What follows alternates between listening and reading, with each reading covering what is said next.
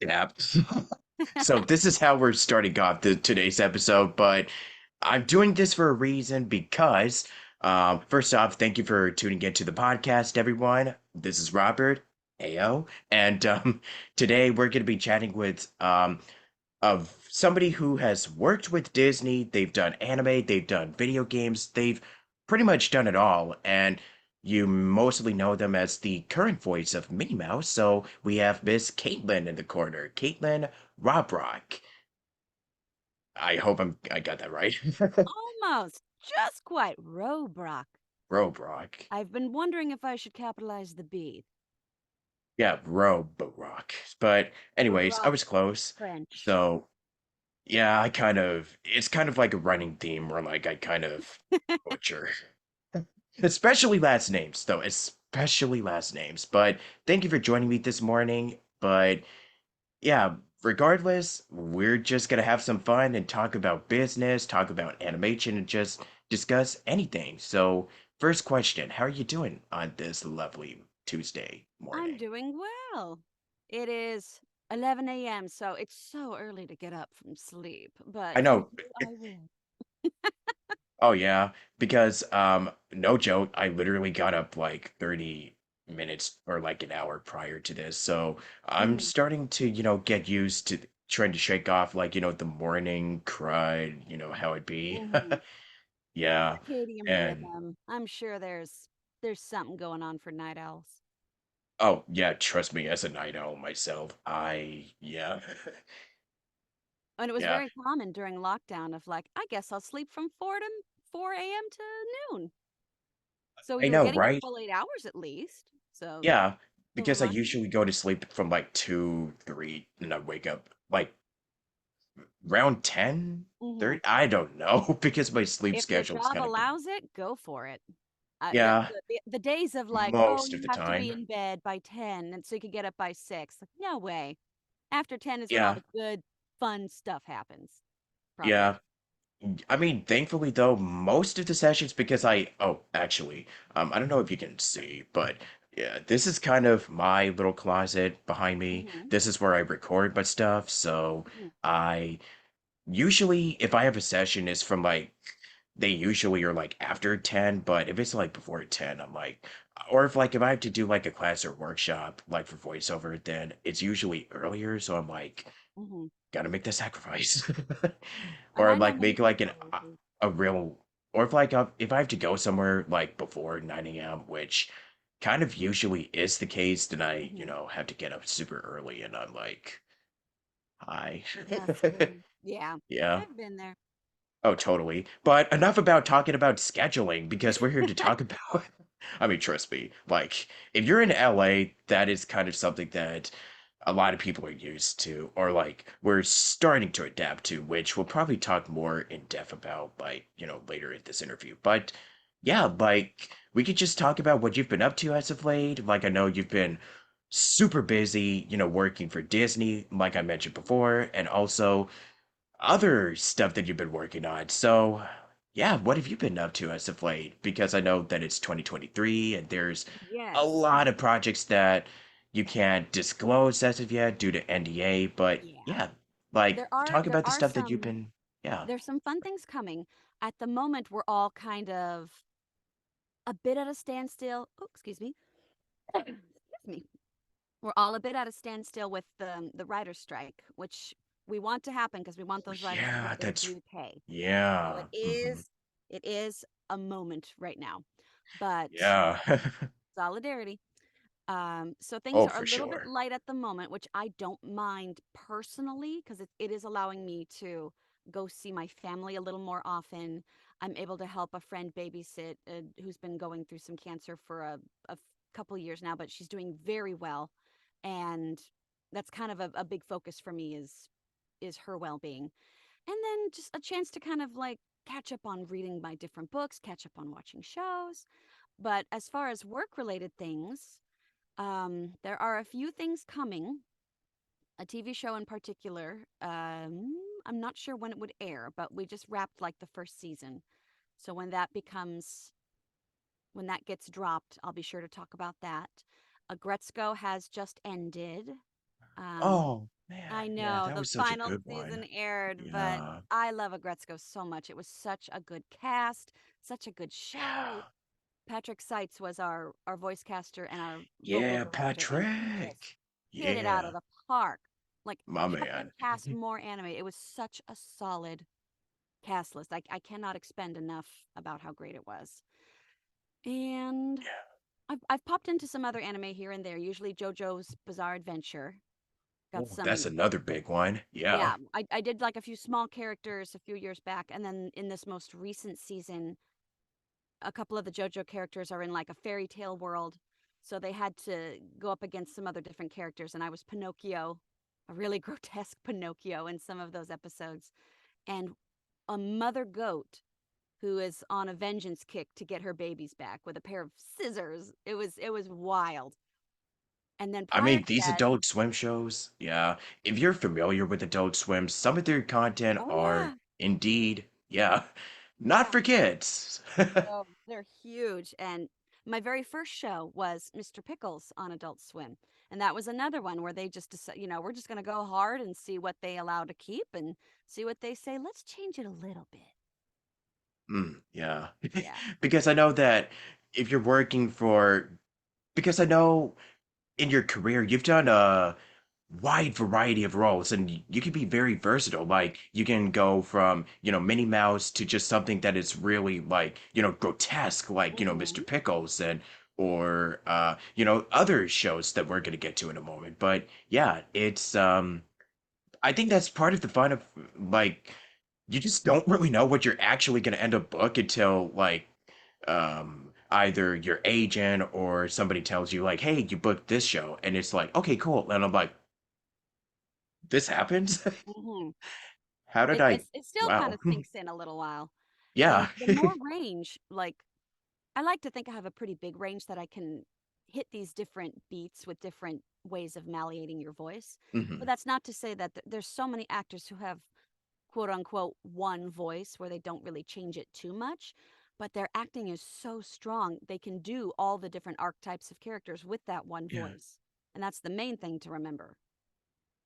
So, you know what's funny? I was watching like Teen Titans, Hmm. I was just marathoning it, and I think about Scott Manville, who is Robin, and he does other characters Hmm. for I animation love and video Scott. game. Yeah, so I know he technically has, he could pull off, like, even technically if he has that one voice, quote unquote, it's really the acting that really pulls it off, that he carries. Like, he has strong like skills when it comes to being an actor because that's something that when it comes to pursuing a career in voiceover, like the acting part is what like we all tend to we all kind of had that assumption of like, oh, do I need to have like 1,000 voices? Not You necessarily, don't. but It's fun, um but you don't it's fun, but need it it's as a make or really break. the second word is acting. Developing your strong skills as an actor, whether through improv, doing theater, or just getting any experience can it could definitely help you develop your skills with with your confidence. And I'm just saying like that's pretty much what a lot of actors that work in the industry will tell you. It's bringing a character to life, not necessarily the voice, but it's the performance that's really gonna carry through. So that's what I see in Scott and a couple of other actors whose names, Mhm. if I'm leaving out anyone, Well, like I said, Morning Brain, yeah. So Scott's been doing voiceover for and he's years. been crushing it, Oh yeah, pretty much and since he was a kid, pretty yes, much. because he was, if you remember old school Rugrats back Yeah, in the 1990s, he was the voice I of the was two also watching that teenagers. too. He was the voice Yeah, of the two teenagers that worked at the movie theater. And like to this day, I my mother and I remembered that still episode. quote, Yeah, "Pray name" if something is like, what a bummer. But he was the voice of both those, and it's the same voice. And he's just had that wonderful youthful sound that's carried him so well for the yeah, last 30 plus years. And having that much experience really allows him to be the actor first, and the voice is the vehicle of which the acting is carried. That's all it is. for sure. Plenty of people who say, like, oh, I've been told I've got a good voice for voiceover. And like, at the moment, you're just the voice. You're just maybe a unique sound, or you've got a clarity that can draw people in to pay attention. I came for the voice, but I stayed for the acting. So you have to make Oh sure the yeah. acting is there too.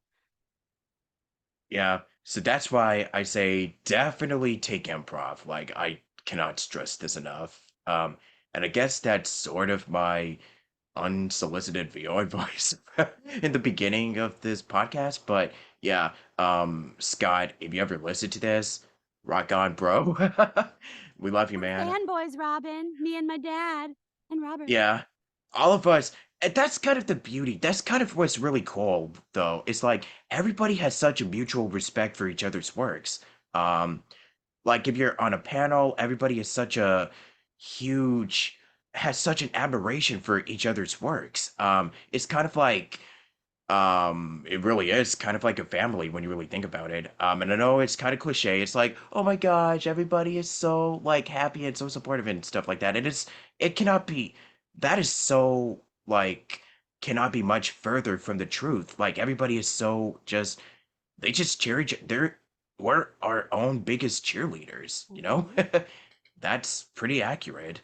Yeah, we're So, up against all the TV and film actors oh, too, because totally. for eons that was the face of acting, and Oh voiceover yeah. was kind of secondary.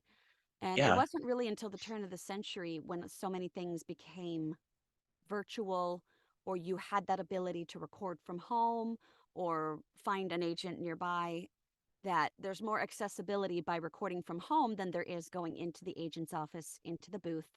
And then with the pandemic, where everything had to be remote, that really changed the game. So a lot of the landscape is now remote because there's the capability across the board.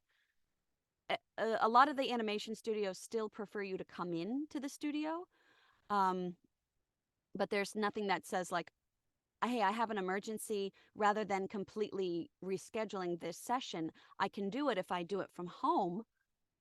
And we keep that tight 2 hour turnaround, 4 hour turnaround. There's a lot more malleability in making things work rather than just kind of a hard stop or a hard go. And it's been very helpful, especially if you're dealing with traffic, or maybe childcare fell through, or I got to run to the doctors, they close at this time for urgent care, but I still want to perform. There's so many more options now. Absolutely. So let's go into your background a little bit because I know we've already been rambling Yes. 10 minutes My on background my. is a rave because I believe in partying. Oh, wait, you meant background like me as a person? Oh, I mean, we could Wah, talk wah, about partying. wah. Oh man, oh those good old college day, Those good college old days. college days. Yeah, back in the old days of radio. But anyways, yeah. So you were born and raised in Southern California. You Hmm. loved animation since pretty much all your life, Hmm. and I found this out recently, so I won't have to ask like the generic, how did you get your start, blah blah blah blah blah blah. But I think that your story was kind of like, and I think that's actually what kind of started.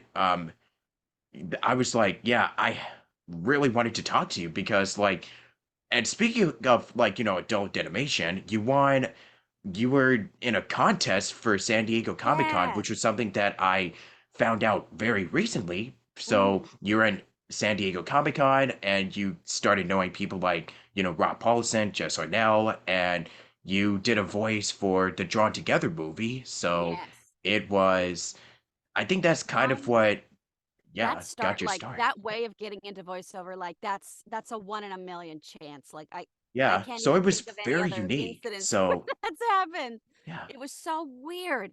But I had known Jess for a few years by that point through Rob Paulson, who I met because his son Ash is a friend of mine, and we met at Comic Con and hung Mm, out, and it was just like kismet.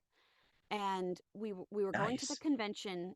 I want to say it was 2009, and they were Oh having a wow. drawn together Wow. panel 2009. about the movie. They were going to make a direct to DVD movie, and I was a big fan of the show back on Comedy Central, because Man, the right, those, it was another yeah, show that was like there's no holding back, very South Park style, even more hardcore with Comedy what they're Central. I talking about. mean, Like everything was fair game, and yeah, but they did it in a very witty way, And the cast of that show is just phenomenal. Cree Summer, Jess Harnell, um, oh my gosh, I'm blanking. I can't believe I'm Tara blanking. Strong, James Arnold Tara Strong, Taylor, and James Arnold yeah. Taylor. Wow.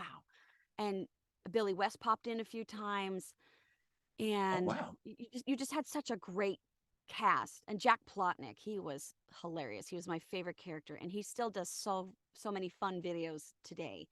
But we went to the panel, and they were discussing the movie. And at the end of the panel, they were saying we're going to have a contest, and the winner of the contest will be drawn into the movie.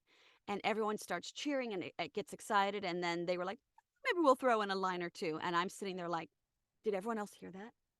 Did everyone else hear that they're going to throw a line in here? You never know where that'll take you.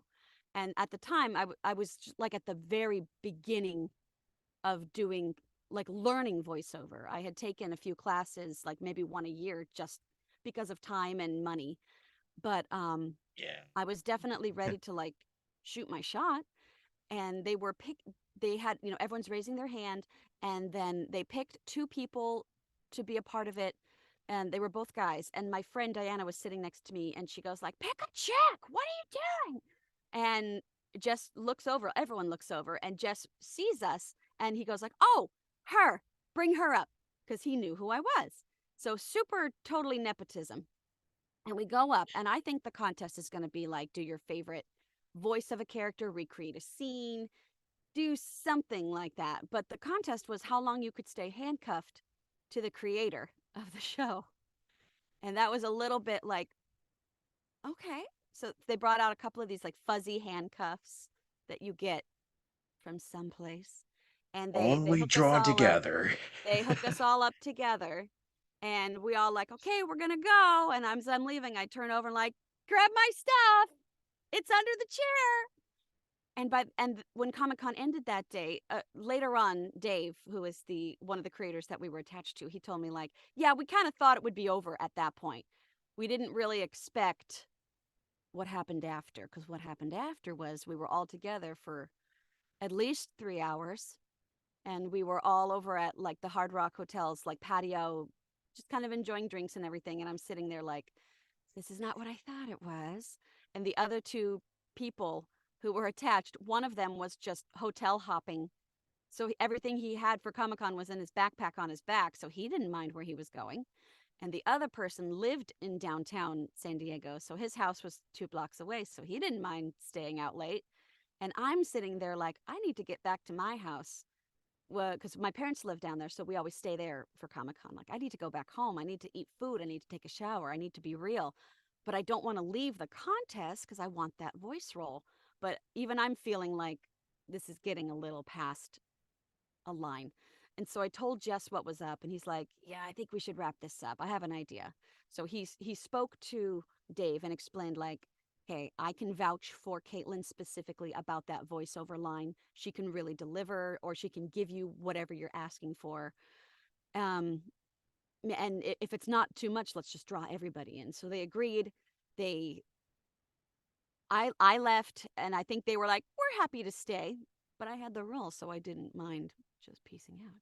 And I'm not sure like what happened after. I'm sure it ended very shortly after. And they drew all of us into the movie, and then I got to do the voice line, which was a little old lady. And they were like, "Oh, that's not too bad. Let's do one other line." And I did another line for a girl in the bar. And they're like, well, we can get you up for three. That's how it works with voiceover. You get three voices for the price of one. So then they had me do Smurfette, which was like a more meatier role. And that was the biggest one in the movie. And they were very proud of me, and I was very proud of myself too. And Jess got to see me work and see me perform because I went in right after him. And I kept in touch with them after that. And that led to another show called Coffin Dodgers that I read for. And at the final callback for the main role, it was me and Jennifer Tilly.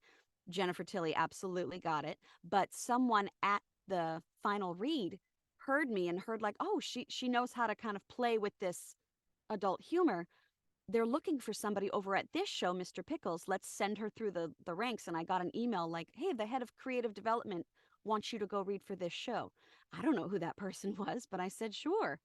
And we go in and I read for the mom and the girlfriend in the pilot episode of Mr. Pickles. And as I'm leaving, they go, "By chance, do you do a little boy?" And so I did my little boy voice. And that one became the voice for Tommy. And it worked out. And same thing, he's a very pure hearted soul, but everything happening around him is, R-rated material.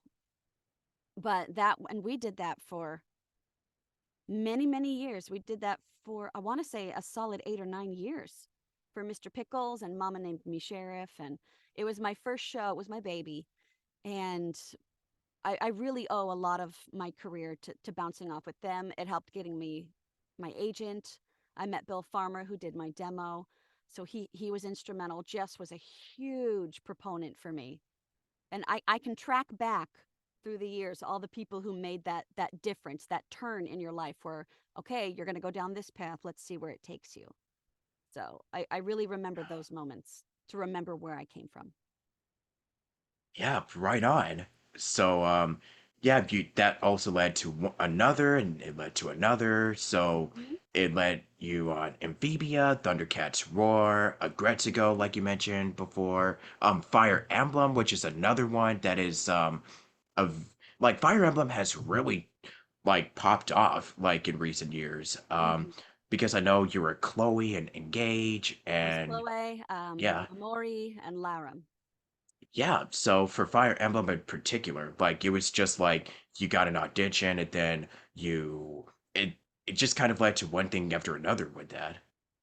Those ones, those were also Patrick's sites because he worked, Oh yeah, and Patrick. it does help who you know. But they definitely said, we've if they do direct casting for things like that, they go off of your demos, they go off of your reputation if they've worked with you. That way they know for sure, oh, I know what they can deliver. And I had worked with Patrick on Thundercats Roar for a year. Because he was in there every week, and I popped in for about 9 episodes, I believe, maybe 8, but there were 9 different voices for sure. And so I worked on that show over the course of a year. So, like once a month, occasionally twice a month, I'd pop in to work. And that one was so much fun because it was an ensemble record where everyone recorded every Wednesday from 2 to 6 p.m. That was like the block. So everyone blocks out that time. And if there's an emergency or if there's something preemptive, like they can follow up a bit later. But it organically, it works so well when everyone's there together. It's just so hard to pull off these I days, agree. especially I now I that a lot of your agree. cast might be remote. But I enjoyed it so much. I got to meet and get to know everybody who was different voices on the show. Dana Snyder's on the show, and I'm a huge fan of him personally. But after a year with Patrick, he was like, "Do you do anime?" And I said, "I very much want to." And I've done a few dubbing roles for Bang Zoom with JoJo's Bizarre Adventure, but I'm not sure how to find those types of auditions or how to get involved with that. And I'm still learning. But he had me audition for Retsuko's mother on the show. And together we found the kind of voice that she is, where it's very abrasive, but she can turn on a dime.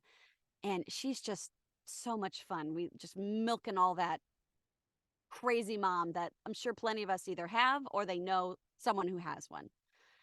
And after I worked with Patrick on that, it was the same thing. Like he knew what I could do. So he had me read for the Fire Emblem characters, and then we recorded. And just a great person overall and a very great game. That's a fun series. I enjoyed it immensely. Man, yeah, because like I said, the Fire Emblem has, with the community, it has such a Oh, yeah. strong, large fandom, and it's just amazing. So, was it also because I know that from what I've read, you were also a cast member for the Disney theme parks, and I know that stepping into the role, feeling in the shoes of such an iconic character like Minnie Mouse must have been Hmm. like, you know, it's something that was kind of like, oh my gosh, I'm actually doing this. Like I've loved this character as a kid, but now I'm Yeah, like, whoa, like I'm actually doing this. So it's trippy. it's yeah, it's so yeah. So was that also like it was like who you know or who knew you, or was it like another audition process That like when it one, came to Minnie? that one, I didn't want it to be who I knew because if it was something that, excuse me, it was something that I had wanted to do for years and years, but and I knew I could when I just kind of discovered I could do it around like 2005. And but I practiced it for years and years and years before the audition came about. And at that point, when the audition had come about, I was already on Amphibia with Disney. So the Disney TV people, they knew who I was. They knew my work ethic. They knew my range. They knew my agent. They knew that, okay, this is a person we can trust as an actor, but can we trust her with this specific role, which is what a callback is for. And then the character voices, I had done workshops with a couple people of the character voices at the beginning of my career. One of the gentlemen I had known since I started, like in 2008. And I remember specifically way back then asking him, like, when you do these types of workshops where we do voice matching, do you ever bring in those classic characters like Minnie? It's something I'm interested in the far future.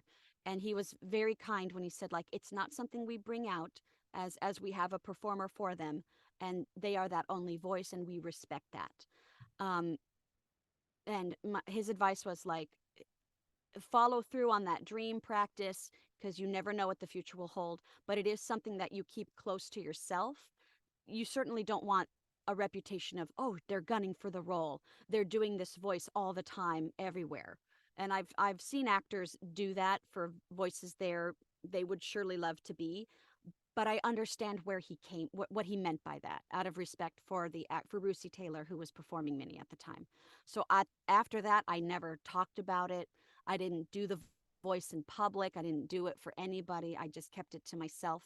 That way, whenever that opportunity would come, I have to stand on my own 2 feet. I don't want it to be who I know. I don't want it to be nepotism. I want it to be the right talent that booked it. Otherwise, I would always question, am I the right fit, or was it like a handout? And I would hate to feel that way. So when the audition did come around, everyone involved in casting knew who I was. They knew my work ethic. They knew everything about me. So it was just, can you do it or not? And it was a regular audition, just like any of our other ones. So I'm sure hundreds of women auditioned. I mean, it's still pretty wild because for anybody who grew up with Disney and with Minnie Mouse in particular, like they often remember the great Russi Taylor. Like Oh, she yeah. really brought so much live charisma and personality into Minnie that it's just you know like for a while she really was the character and Yeah. By that like her point, in real life. Yeah. she had reinvented the character, because Yeah. up until the 80s, Minnie was certainly there and everyone knew who she was, but it was a lot of like, well, who's a lady who's available from Oh in yeah. paint or around the studio. So even Minnie's voice fluctuated throughout those appearances, but they're all still valid voices, and they're products of their time, because this character is kind of that old school vaudeville with modern sensibilities. That's what makes a character like her and Mickey timeless, because Mhm. they're always who they are, but they can adapt with the times. And Yeah. Walt had done it for eons, Jimmy McDonald, and then Wayne Allwine. But they so very fewer voices. But Russi was such a developmental stronghold to show, like, hey, this character is fully realized. She stands on her own, and she's an active friend in the Disney family. And I remember watching Totally Minnie when I was an itty bitty Caitlin. Oh And wow, oh totally yeah, Minnie. That I was wow. 5. I was 4 or 5, but I vividly remember like seeing it on TV, wearing the clothes that all my friends wore, clothes I wore. Um, I was an 80s kid, and I Oh loved yeah. the music video where she sings with Elton John. So when we would have the old VHS tape where we would record off the cable box, and you could watch Totally Minnie, and it's all pristine until you get to the music video, and then the footage is so damaged from rewinding and watching over and over and over. And then the 90s, there was a huge influx with theme park appearances, like how they make a show of it. And then they brought it back to TV around like the turn of the century with the House of Mouse, and that was a big hit. And especially because they had all the Disney characters at the same place at the same time. Loved that People show. love Oh my that. god. They love that. And they were able to use old, like the Mickey Mouse Works cartoons with the House of Mouse framing. And it was always so fun because you never know who you're going to see or what characters will pop in to talk. And it just kind of shows it's like that big family, like in Wreck It Ralph too. All the princesses know each other. They all hang out in the break room in comfy clothes. And it was just seeing that stuff makes me so happy. Oh yeah, absolutely. Yeah.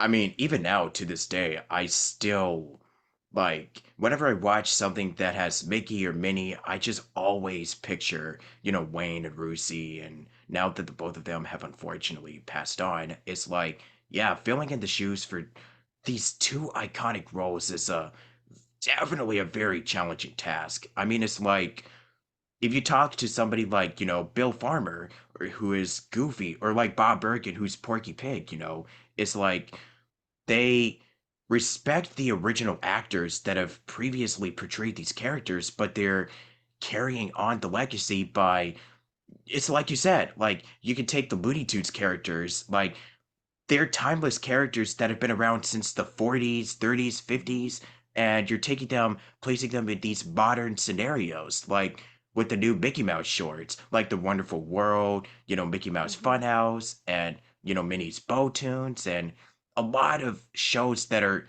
now these characters are still going to be around and they're adjusting to the modern sensibilities. Mm-hmm. And it just shows that, you can take these characters in modern situations, but people are still going to love them because these are the characters that are going to that they're going to go on, move on to generation of, fans, of the crowds of people to I mean, for the kids that grew up watching these characters and now they're having their children watch, they're introducing a new generation to these timeless just characters. And What that's makes the what beauty of it.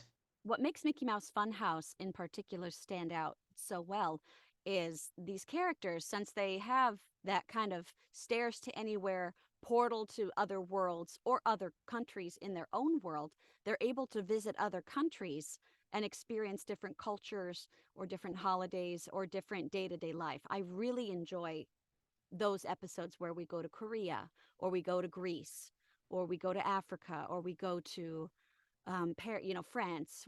Or maybe we haven't gone to France yet, but but we like they travel to all these other cultures, and I love that because it really shows okay what kind of new experience can they have? What's the moral of our story that could apply to everyday life? And one of my favorite episodes that we recorded just from the scenario was they go to Korea and they're learning about a particular dish, and the title of the episode was Goofy doesn't like it. And it's just so straightforward. It makes me laugh. But Goofy at the time isn't willing to try something new because it looks different or it looks like it would taste icky or maybe the smell isn't a smell he's ever smelled before and he doesn't know if he likes it or not. And then later on, another child who sees him eating a hot dog is saying like, "What is that? Oh, this is a hot dog. It's my favorite thing." And the child looks at the hot dog and goes, "No, I don't like it. It looks icky."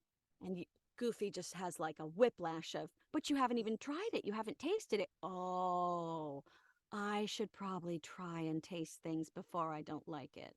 So they have a wonderful framework to teach kind of an everyday life lesson or a moral, and it always comes off so well, and it's Yeah. attainable for the kids. We try to slip in as much humor as we can for the moms and dads.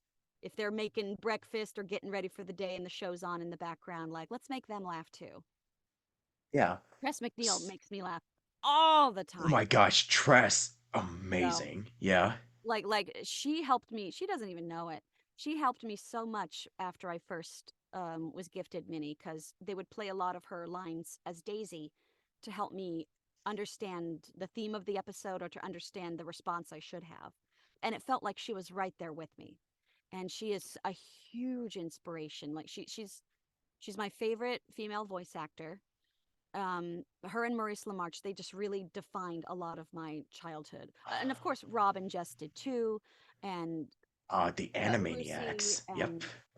and there's I could go on and on about all the amazing people out there. I Oh truly yeah. could. There's so much to name, So, so many but to like, list. I Yeah. have a story for everyone. I know when I first met Vanessa Marshall. I know when I first met Kari Walgren because they're just so Oh man. impactful.